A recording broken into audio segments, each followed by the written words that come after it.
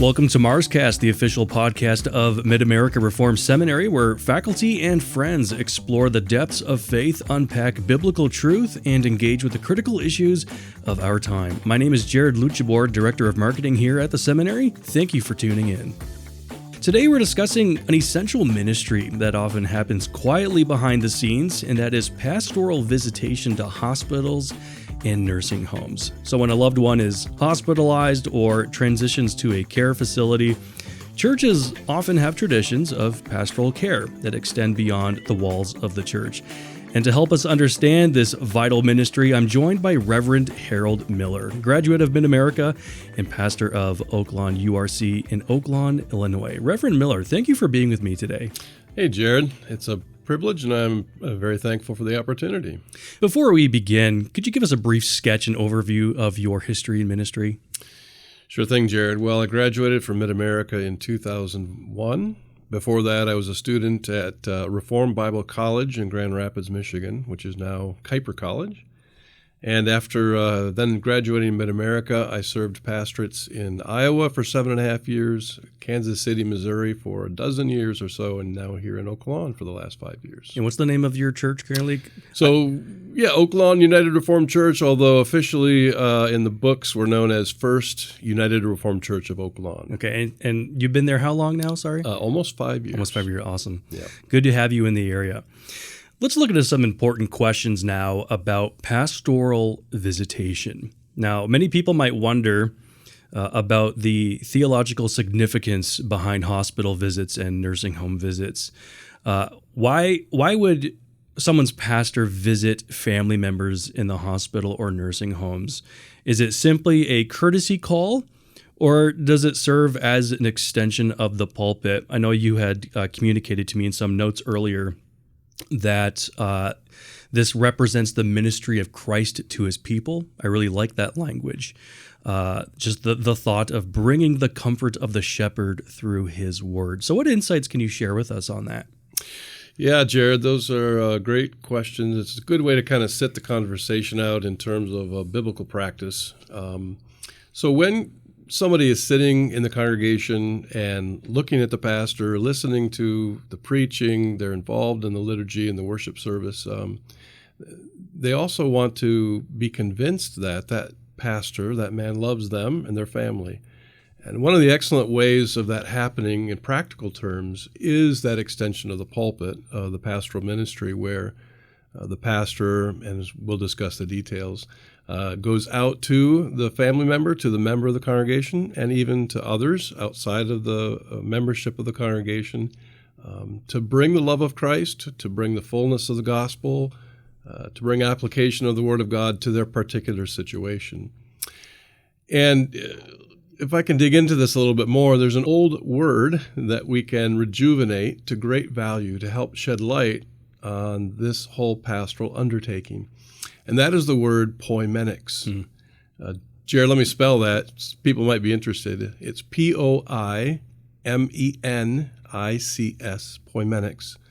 That word is brought out of the Greek word for shepherd, describing the work of the shepherd. So in the activities of Poimenics, we're interested to know what is the daily, weekly, regular, and special work of the under-shepherd, the pastor. Now, in terms of historical development, once we depart the first century, New Testament times, we really get rather little information of the practice of Poimenics until we arrive at the days of the Reformation. Here, Luther, Calvin, they lay some good groundwork, which then finds excellent development in men like Richard Baxter and the Reformed Pastor, that book that he wrote. John Owen has a treatise in his long works called The Duty of Pastor and People Distinguished. And there are many other Puritan works of interest to the issue of Poimenics.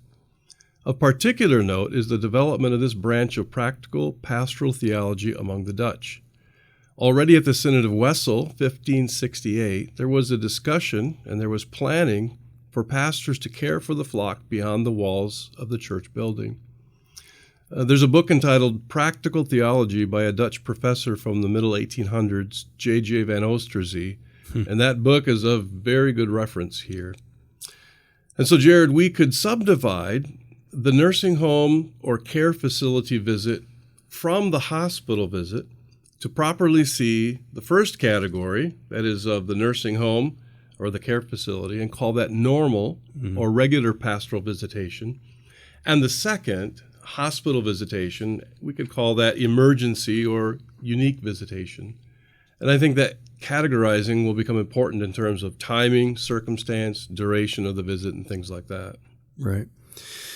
I'm glad you brought out works that those interested in pastoral ministry can look to read. What are some other more modern works? There are a number of more modern works, and they have particular value to our situation. I didn't note any of those here. I was thinking mostly of the older works, but a simple search could find a lot of good resources. Yeah. Can we address the issue of timing and circumstances of visits? When will a pastor typically visit? Under which circumstances would a visit be warranted? And what time of day or night might visits occur? There are perhaps many families who are uncertain about what constitutes an appropriate emergency that warrants a late night visit, for example. Help us understand the timing considerations for pastoral visitation. Yeah, those are really practical questions. I've got a little funny anecdote in regards to that particular situation. My first charge, as I mentioned, was in Iowa, actually central Iowa, Wellsburg. And I was thinking when I arrived there, how would I know if a member of the congregation was in dilemma or there was a situation? Because it's not always the case that the pastor hears quickly or sometimes even at all that a family member or a member of the congregation is in some difficulty. So I thought about it and bought a police scanner, of all things. Wow. In our small town. And when I would hear on the police scanner that the ambulance was sent to a certain address, which I thought maybe it was a congregant, I would look it up in the directory, and sure enough, it was a congregant. And so I would get in my car, and I would drive to the house. And it got to be kind of a pattern where eventually the ambulance crew said to me one day, "Will you beat us here again?" in terms not to boast, but to say that that's a significant way that the congregation can understand the love of Christ for his people in a very practical way of visiting with them at that moment. Aside from that, the decision-making process in terms of timing and all of that, it depends on going back to that category issue that we discussed before. What constitutes an emergency, or what is a regular visit? With normal and regular pastoral visits, generally the pastor will go during what's called visiting hours or business hours of the facility. To be more specific, the pastor learns, or he should learn, when the best time of day to visit a particular member might be. If a member in a nursing home naps every afternoon after lunch, it's best not to try to visit that person at 1 p.m. And so we would want to avoid that. Even, and I think here's perhaps the salient point, even if 1 o'clock in the afternoon might be the most convenient time for the pastor. Sure. He needs to adjust his schedule to meet the needs of the person under his shepherding care. This, I would suggest, is the nature of the work of the under-shepherd. Mm-hmm. It's, again, a filling out of that term Poimenics. What are we doing, and why are we doing it? Is it that we're doing it in a way that's convenient for the pastor, or are we trying to seek and even these particular things to meet the need of the individual? So the need is for the pastor to be willing to sacrifice his ease and comfort and to tweak his schedule.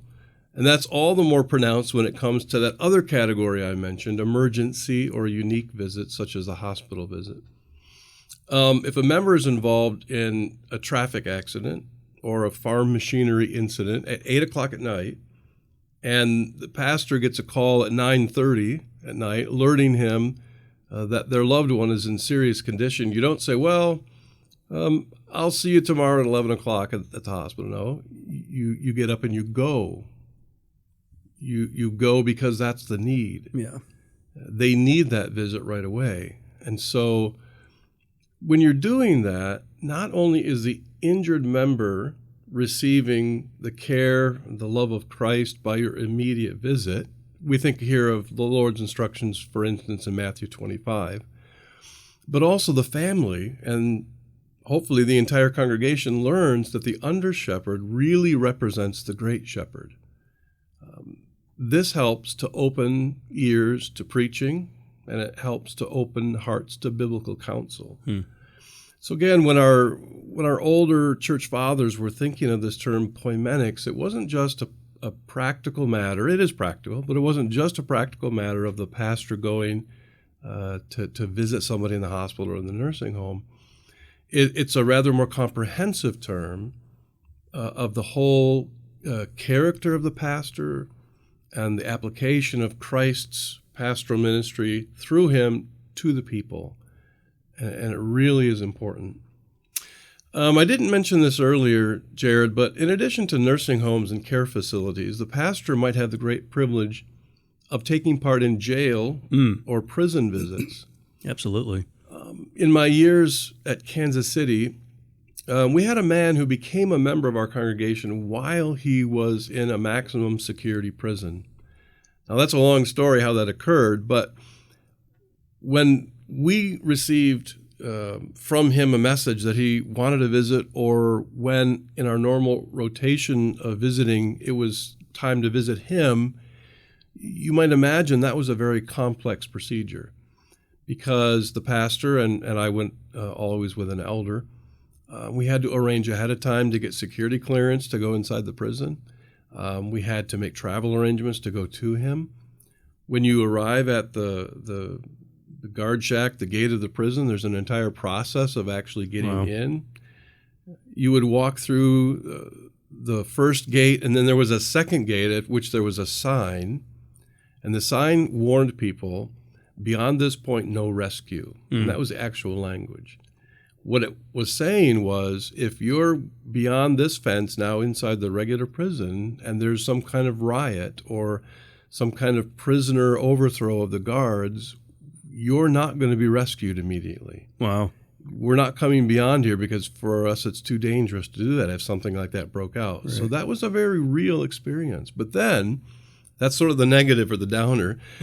But then when getting in and actually sitting down and visiting with this member, his name was JJ, I can tell you that much, to see the joy in his face and to see the excitement in his life of he would think, my pastor and my elder are right here in front of me, inside this prison. They're here to visit me. Again, that's a very powerful way that Christ ministered to him. But as I often said to the elder, and the elder always said to me, we, pastor and elder, receive the greater blessing. Yeah. Because to go in and see the excitement and the joy on the face of that man of having a pastoral visit inside the walls of the prison was a great delight to him, and it was such a blessing to us. Yeah. So in this way, Jared, the timing and the circumstances, and now to kind of step back again, the timing and the circumstances will differ depending on the category, normal or emergency. And in some ways, what actually happens in the visit will be a little different too. Right. Kind of the prison one makes it very clear there's a different process depending on the circumstances. Yeah. Thanks for spelling that out. That was very helpful. So you've kind of helped us see a framework, a skeleton, so to speak, of the purpose of visitation, the timing, and the circumstances. Let's look at the meat and the flesh, so to speak, now. Let's talk about the nature of the visit itself. Let's focus on what actually happens during pastoral visits. While the pastor is there, what will typically be done during the visit? We've kind of talked a little bit. You can go in depth more about this too. How long will the visits last? How frequently might a pastor visit someone? Perhaps you have a congregant who has expressed uncertainty about what to expect, whether they should prepare anything or how to make the most of these visits. Share your perspective as a pastor and your history of ministry on these aspects of pastoral visitation. Sure. Well, Jared, let me step back and say it this way, that the actual pastoral visit, and I'll get into the process of the details in a minute, the actual pastoral visit begins months, maybe years later, earlier, prior to the actual visit, with the pastor getting to know the people of his congregation. Absolutely. In real and personal ways, because developing that personal relationship, knowing the man, knowing the woman, knowing the family is incredibly important when then all of a sudden the transition of, say, into a nursing home occurs, or when that emergency happens and we need to go and meet with that person in the hospital. So I really want to emphasize this, that in terms, again, of that term Poimenics, there's the broader context of the pastor's relationship to his congregation. The practical ministry that occurs day in and day out, week after week and year by year in true and faithful churches happens by Christ owning a man and working through that man in the life of the normal life of the congregation Sunday after Sunday, so that he has an audience with the family. He has an audience with the individual in the nursing home and in the hospital. So it's faithful preaching, faithful teaching, faithful ministering, and all of the other ways that are important that allow now this more particular and important ministry of actually going and visiting somebody. So with that kind of as the background, and it's an important one, the actual visit then to go to somebody begins, again, I'll say it this way, in the study, where the pastor is praying for his people regularly so that he understands something of their situation and so that they can have a certain confidence that he loves them and cares for them. It begins with a preparation in the study, again, of knowing the Word of God and the various texts that might apply to the variety of situations that are going to occur in the nursing home, in the care facility, and in the emergency hospital visit. Let me add another factor.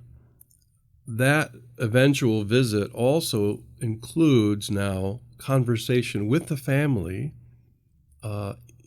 on Sunday or in some other way about the situation of that loved one of theirs. So let's say on day one, the family member has entered the nursing home, and the pastor is thinking, well, pretty soon I should go and visit that person, which is right, he should. But I think it's important that before that, and maybe I'm stating what is obvious, but it's important to say it, before that, the pastor should be communicating with the person's loved ones, his closest family, maybe a spouse, maybe children, so that he can learn better what is the situation, what are the particulars of that person's situation, so that then he can apply the Word of God more accurately to their situation when he goes to actually do the visit. So, we're building a case here about that word again, Poimenics, and what is all involved in that eventual visit. Now, I'm belaboring this a little bit, Jared, because, to be honest, pastors are no different than anybody else in terms of the ease at which these things can become just something to check off on the box, on the page. Yeah. I did my prayer, I'm doing my sermon prep, I've got to go visit these 3 people today, check the box, check the box. I'm not saying that we do that all the time, but the tendency is there for pastors to fall into that trap as well. Sure. And I think that doesn't lend itself well to the ministry that Christ intends for his people through the pastor. So we want to be very careful and we want to be very thoughtful about that. Let me walk you through, Jared, if you don't mind, an actual visit. So what happens?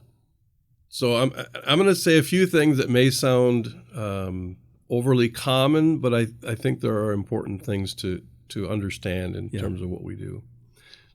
Let me take the hospital visit first. This is the emergency visit. We get the phone call, my family member's in the hospital, what happens? So we go fairly immediately, as I already indicated.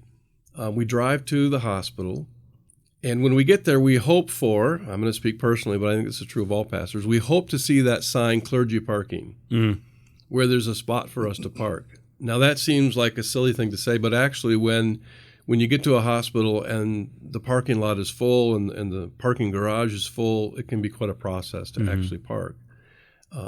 But I think it's significant because we want to get to that person as soon as we can. Okay, so we park the car, we come to the receptionist, and it's an uncomfortable experience, but sometimes you have to, when you're speaking the person's name, spell it out for them, because a lot of the names of our congregants are not that easy to spell in the English language. So we spell the name for them, and they tell us where the room is. If we've been to that hospital many times, we're pretty familiar which elevator to take, to what floor, and to where to go, but sometimes that's not the case, and so the pastor has to get some direction on how to get there. We then finally arrive at the room. Jared, when we get to the room, the pastor doesn't immediately just rush right into the room. He wants to ask a nurse or talk to somebody around and say, is this a good time to visit? Because when you go into the hospital, there could be any number of things going on inside the room. And some of those things are things that wouldn't be good for the pastor to be involved in. So I think it's important to know that your pastor, when he goes to visit your loved one, he's thinking about these things. He's trying to be careful. He's trying to preserve the modesty of that person. So if it seems appropriate, then the pastor is going to enter the hospital room. He's going to immediately assess, as best he can, given his experience and understanding,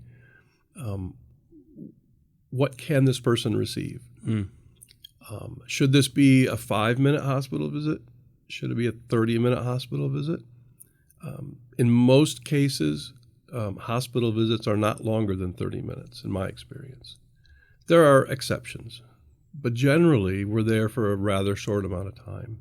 And that's, I think, obvious, again, because the situation can be such that the person is in a lot of pain, or there are procedures waiting to be done. So we're going to assess that. And the family should know that the pastor is going to be conscientious about the situation of their loved one. He's going to enter in. He's going to speak to them. If they can respond, he's going to wait for their response. Sometimes, due to the situation in an emergency visit, the family member, the member of the church, may not be able to audibly respond. They can't speak, and so he's going to assess that. He's already been thinking of, because of his conversation with them for years ahead of time, hopefully, what passages will be appropriate for this situation, given what they're going through. After perhaps some talk ahead of time for a few minutes or two, he's going to then read a passage of Scripture and pray with or for them. They may or may not be able to respond to any of that. And if they can't, that's, of course, fine, and that's the situation. So then he's going to leave and go home and jot some notes down and make a report or something. Sure. So I'll leave the issue of dealing with the reporting of it to aside for a minute, and let's talk about nursing homes, if that's okay. Yeah. You ready? Okay. So in nursing home visits, as I already alluded to, we're going to want to visit when it is appropriate and best for the person. Now, this is different than an emergency, so we're not racing there. But we figured out through association with them, is this somebody I want to visit at 10 o'clock in the morning because they're alert and they've had breakfast and this is a downtime at the nursing home, or am I going to want to visit them in the afternoon? Those are the most common times, I would say. You don't want to go during the meal times. It's busy. They're in the meal hall or eating somewhere. So you go and you visit. And generally, a nursing home visit is around an hour in length. That's a pretty common time. Too much longer than that, and it gets a little tedious for them, and you don't want them to not look forward to and expect with excitement the visit of the pastor. Generally, it's been my experience that most pastors will visit most of their members in a nursing home or care facility once a month. If there's a need because of circumstance to visit more often, then that, of course, would happen. But generally, we're going to visit once a month. we're going to go, and as much as they're able to receive instruction from the Word, we're going to have a little bit more time talking about a passage, reading through it, asking if they're sleeping well, asking if they're eating well, if any new medical conditions have come up, things that we want to know so that we can rightly assess their physical condition. And then in regards to the Word, we're going to talk about that passage in terms of their walk with Christ. We want to know if they believe their prayers are being heard.